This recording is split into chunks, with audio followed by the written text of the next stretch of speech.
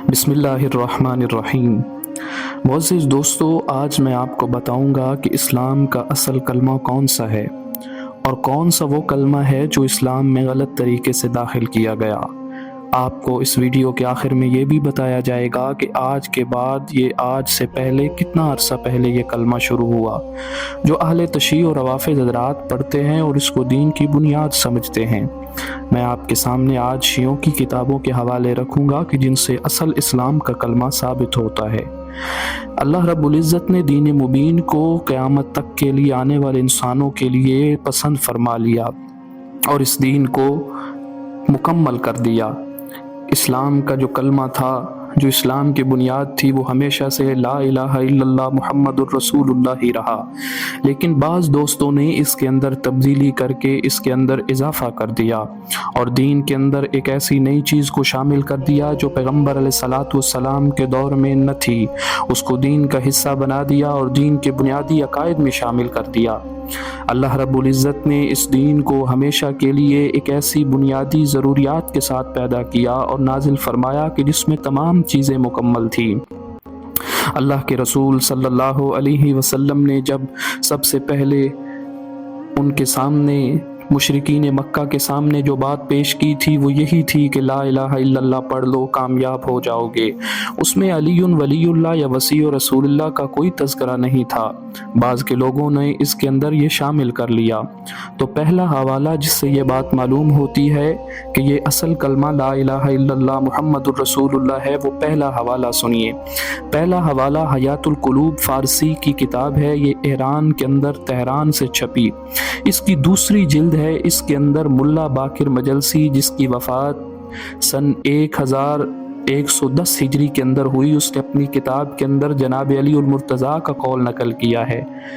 پس اللہ تعالیٰ نے وحی کی کہ اے محمد آپ لوگوں کی طرف جائیں اور ان کو یہ حکم دے کہ وہ پڑھ لیں لا الہ الا اللہ محمد الرسول اللہ۔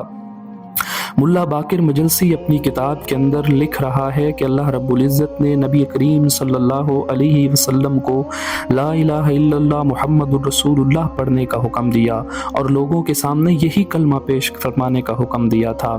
دوسرا حوالہ، نامور امامی اردو مفسر مولوی مقبول احمد دہلوی نے ترجمہ قرآن کے پارہ 21 کے ضمیمہ میں فتح خیبر کے ذکر میں حضرت علی کے بارے میں یہ لکھا کہ آپ نے تمام اہل قلعہ کو داخل دائرہ اسلام کیا، مرحب کی بہن کو جو آئندہ زوجہ رسول ہونے والی تھی عزت و احترام سے خدمت رسول میں بھجوا دیا اور حکم جناب رسول خدا صلی اللہ علیہ وسلم کی اس طرح تعمیل کی کہ اشہد ان لا الہ الا اللہ و اشہد ان محمد الرسول اللہ کے فقط اہل قبلہ سے کہلوایا، یا بلکہ آج تک کی سہولت حیدری کے خوف سے پانچوں وقت مسلمان ہر جگہ پکارتے ہیں۔ یہ دوسرا حوالہ تھا، اس کا حوالہ نوٹ فرما لیں، اشارات تفسیر صفحہ نمبر 90 کے اوپر یہ درج ہے۔ تیسرا حوالہ، یہ ضمیمہ جات مقبول ترجمہ حواشی کے اندر اور اشارات تفسیر کے اندر موجود ہے، جس کا آپ ڈسکرپشن کے اندر اور سکرین کے اوپر ملاحظہ کر سکتے ہیں۔ جنگ خندق میں حضرت علی نے ایک نامور کافر پہلوان عمر بن عبد ود کے سامنے 3 باتوں میں سے پہلی بات یہ پیش کی تھی کہ تو کلمہ شہادت زبان پر جاری کر لے اور یہ کہہ لے اشہد ان لا الہ الا اللہ و اشہد ان محمد الرسول اللہ۔ واضح رہے کہ مولوی مقبول احمد دہلوی کے ضمیمہ جات کو اشارات تفسیر کے نام سے شائع کیا گیا۔ چوتھا حوالہ، محمد بن یعقوب کلینی جس کی وفات 329 ہجری شیعہ مورخ ہے، لکھتا ہے کہ حضرت ابو ذر کو حضرت نبی کریم صلی اللہ علیہ وسلم نے اور علی المرتضیٰ نے یہ کلمہ پڑھوایا تھا لا الہ الا اللہ محمد الرسول اللہ، تو حضرت ابو ذر نے یہ کلمہ پڑھ کر مسلمان ہو گئے۔ الروضہ کافی صفحہ 298 کے اوپر یہ بات موجود ہے۔ شیخ ابو جعفر محمد بن حسن الطوسی نے نقل کیا کہ امام جعفر صادق نے فرمایا کہ حضور اکرم صلی اللہ علیہ وسلم نے فرمایا کہ میرا بھائی علی بن ابی طالب ہے جو جنت کی اونٹنیوں میں سے ایک اونٹنی پر سوار ہوگا، اس کے ہاتھ میں لوائے حمد والا پرچم ہوگا اور یہ آواز دے گا لا الہ الا اللہ محمد الرسول اللہ۔ امالی شیخ طوسی مترجم جلد 2 صفحہ 275 پر موجود ہے۔ حضرت ابو عاصم النبیل رحمۃ اللہ علیہ فرماتے ہیں کہ میں نے امام جعفر صادق سے سنا، وہ فرماتے تھے کہ مجھ سے میرے باپ محمد باقر نے بیان فرمایا کہ حضرت جابر بن عبداللہ انصاری نے روایت بیان کی ہے، وہ فرماتے ہیں کہ میں رسول خدا کی خدمت اقدس میں موجود تھا،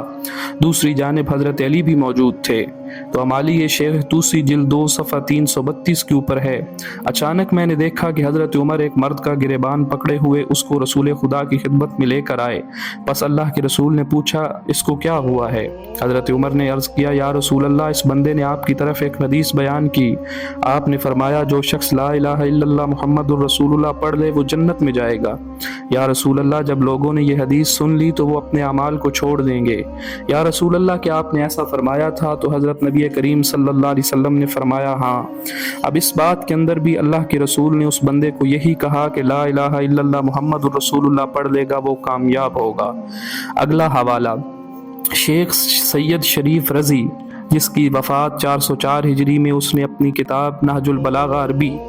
اس کے ضمیمے میں نقل کرتا ہے کہ امیر المومنین حضرت علی نے اپنے خطبے میں ارشاد فرمایا، ہم گواہی دیتے ہیں کہ اللہ کے سوا کوئی معبود نہیں جو وحدہ لا شریک ہے، اور یہ محمد اس کے بندے اور رسول ہیں۔ یعنی حضرت علی نے اپنے خطبے کے اندر پڑھا لا الہ الا اللہ وحدہ لا شریک لہ وان محمدا عبدہ ورسولہ، تو یہاں شہادتین کا تذکرہ تھا، جو کہ یہ اس بات کی طرف اشارہ کرتے ہیں کہ اصل کلمہ وہی ہے کہ جس کو سنی حضرات اور مسلمان پڑھتے ہیں۔ شیعہ حضرات کا کلمہ ان کی کتابوں سے ثابت ہوتا ہے کہ یہ بعد کی ایجاد ہے، اس کا نبی کریم کے دور سے کوئی تعلق نہیں۔